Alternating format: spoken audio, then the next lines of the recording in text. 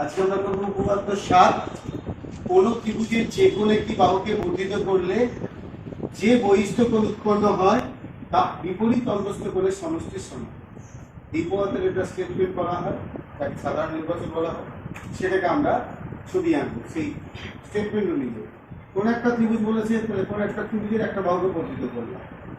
তাহলে এটা যদি সে একটা ত্রিভুজ হয়, বহিস্থ বাহু, এই বাহুটাকে বর্ধিত করলাম, ধরো ডি পর্যন্ত করলাম, তাহলে যে বহিস্থ কোণ উৎপন্ন হলো সেই কোণটা এই দুটো কোণের অন্তস্থ এই দুই কোণের সমষ্টি, মানে এই কোণটার বিপরীতে আছে এই দুটো কোণ, তার সমষ্টির সমান।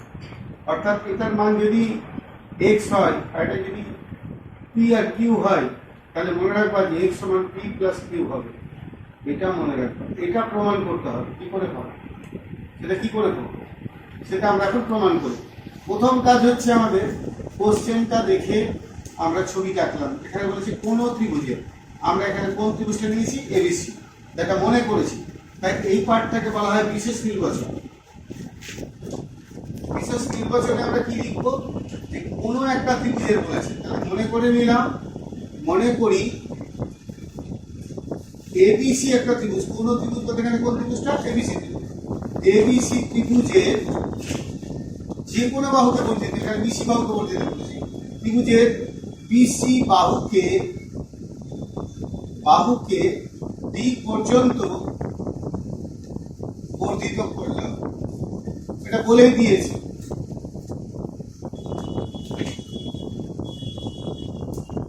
কি হয়েছে তাতে বহিস্থ কোণ উৎপন্ন হয়েছে। এটা প্রমাণ করতে হবে যে কি প্রমাণ করতে হবে, যে বহিস্থ কোণ, যে বহিস্থ কোণ কোনটা, এই যে এখানে বহিস্থ কোণ হয়েছে এসিডি, তা কিনা এই অন্তস্থ বলতে ভেতরে কোণ তিনটাকে বোঝায়, তার মধ্যে বিপরীতে থাকছে এই দুটো। অন্তস্থ বিপরীত কোণগুলো কোনটা, এ বি সি, এই কোণটা এখানে কিভাবে লিখবো, বিএসি এর সমান। এটা প্রমাণ করতে বলেছে, যা কোশ্চেন বলেছে সেই অনুযায়ী ছবি আঁকলাম, সেই অনুযায়ী আমরা একটা অঙ্কের ভাষায় লিখলাম। এই কথার প্রথম অংশ। এরপরে যেটা করব, প্রয়োজন যদি হয় এই পথটা প্রমাণ করার জন্য, সেটা আমরা অঙ্কন করব। যদি প্রয়োজন না হয় এখান থেকে প্রমাণ করতে পারিস, তাহলে যে জ্যামিতিতে অঙ্কন থাকবে সেটা জ্যামিতি হচ্ছে অনেক বুদ্ধির পরিচয়, অনেক ভাবতে হয় কি করলে হবে। ওই দেখে তো অনেকেই করে নিতে পারে, এটা কিন্তু ভাবতে হবে। জ্যামিতি কিন্তু যত ভাববো তত মস্তিষ্কের বিকাশ, তত সময় লাগবে। কিন্তু যদি ফটাফট বই দেখে করে নিস, তাহলে কিন্তু তুই ভাবতে পারবি না, আবার শক্তি পাবি। ভাববিটা কি করে, যা তুই এতদিন ধরে করেছিস, যদি করে থাকিস জ্যামিতিগুলো আগেরগুলো, তাহলে তুই এটা ভাবতে পারবি। না করে থাকলে ভাবতে পারবি না, এবং ধীরে ধীরে তুই খারাপ স্টুডেন্ট হবি, প্রত্যেকদিন পিছাবি। জ্যামিতি তো তোরা জানিস নিশ্চয়ই, 1 থেকে 13 পর্যন্ত উপপাদ্য থাকে ক্লাস 8-এ, এখান থেকে স্টার্ট হয়। আর 9 যখন উঠে যাবি, তখন সেখান থেকে শুরু হবে 14 থেকে 30 পর্যন্ত। আর যখন মাধ্যমিকে যাবি, তখন 31 থেকে 50 পর্যন্ত। একটু ভেবে দেখ যে তোকে এখানে 1 থেকে করতে হচ্ছে না, মানে এই সমস্ত জিনিসগুলো পরে লাগবে। তুই এখন করবি না তো পরে গিয়ে কিছু বুঝতে পারবি না, এই ক্লাসেও করবি না, এখানে গিয়ে কিছুই বুঝতে পারবি না, যার ফলে একটা ছেলে অঙ্কতে সব থেকে খারাপ হয়। এই জন্য পরে গিয়ে যদি ভাবে করবো তবুও হবে না, কারণ আগের জিনিসগুলো লাগবে। তো ভাবতে হবে, চরম ভাবতে হবে। তা আমরা যেহেতু এখানে এটা ভিডিও করছি, অত সময় দেবো না, তাড়াতাড়ি করে এটা বুঝিয়ে বোঝানোর চেষ্টা করছি। সেটা দেখো, যদি আমি এখানে একটা সমান্তরাল সরলরেখা আঁকতাম, এইটা এই বাহুটার সঙ্গে এটা সমান্তরাল সরলরেখা, নাম দিলাম হয়তো একটা নাম দিলাম সিএক্স। সেটা কেন আঁকলাম, নিশ্চয় কারণ আছে। সে আঁকার কারণটা আমি এখানে বলছি, তাহলে অঙ্কনটা লিখে কি আঁকলাম, কেন ভাবলাম, কিসের জন্য ভাবলাম সেটা বোঝার জন্য। সি বিন্দু দিয়ে পি এর সমান্তরাল সরলরেখা অঙ্কন করলাম। সমান্তরাল সরলরেখা সিএক্স অঙ্কন করলাম। এবার কথা হচ্ছে কেন করলাম, এটা তো দেখার পর সবাই বুঝতে পারবে, তোমাকে এটা নিজে নিজে ভাবতে হবে, বই দেখে নয়। এটা কেন করলাম সেটা দেখাচ্ছি। আমরা জানি যদি দুটো সরলরেখা সমান্তরাল হয়, এটা যদি ছেদক হয়, তাহলে এই কোণগুলো বলা হয় অনুরূপ কোণ এবং তারা সমান হয় যদি সমান্তরাল হয়। এবং আমরা জানি এই কোণটার সঙ্গে এই কোণটা কি কোণ? একান্তর কোণ। আবার এটাও জানি এটা কি কোণ? বিপরীত কোণ। সমান্তরাল সরলরেখা যদি হয় ছেদক হয়, তাহলে একান্তর কোণও সমান হয়, অনুরূপ কোণও সমান হয়। সেটাকে কাজে লাগাবো। দেখো সেটা কাজে লাগে, ওই উদ্দেশ্যে আমি এটা করেছি। আমরা প্রথমত এটা বলবো যে বি এ এই সরলরেখাটা সমান্তরাল সিম্বল এটা সি এক্স এবং ছেদক হচ্ছে বিডি, ছেদক বিডি ছেদক।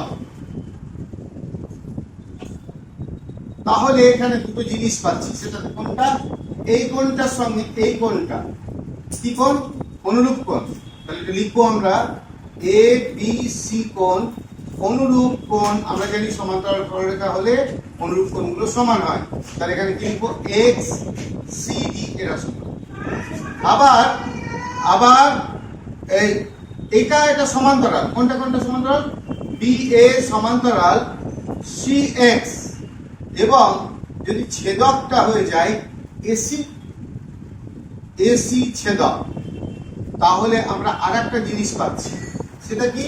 যে এখানে যে কোণটা আমরা ইউজ করেছি, যে এই কোণটা কি কোণ? এই কোণটার সঙ্গে এই কোণটা কি কোণ? সরি, এই কোণটার সঙ্গে এই কোণটা একান্তর কোণ। তাহলে এখানে কি লিখবো? এই কোণটা লিখবো বিএসি, মানে এই কোণটা সমান একান্তর ACX।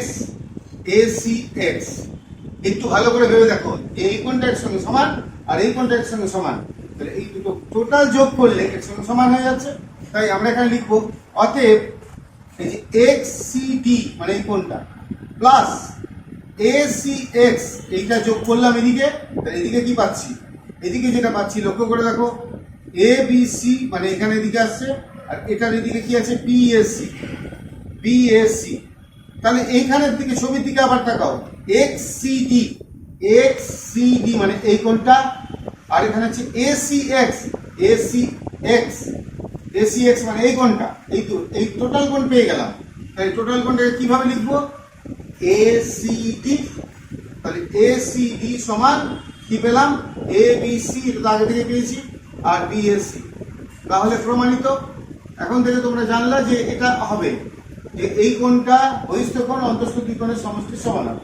অর্থাৎ যদি কোনোদিন জ্যামিতিতে এরকম একটা অঙ্ক দিয়ে দেয়, ধরো তোমাকে এখানে বললে এটা 130 ডিগ্রি, তোমাকে বললে এটা 70 ডিগ্রি, তুমি শিওর যে এই দুটো মিলিয়ে ওটা হবে, তাহলে এটা কত হবে? 60 ডিগ্রি। এবং এটাও মনে রাখবা এই দুটো মিলিয়ে কত হবে? 180, কারণ এটা টোটাল 180 সরলকোণ। এইরকম অঙ্ক কোনো সুবিধা হবে কাছে তাড়াতাড়ি করে, সেইখানে এটা ব্যবহার হবে, এটা মনে রাখবে।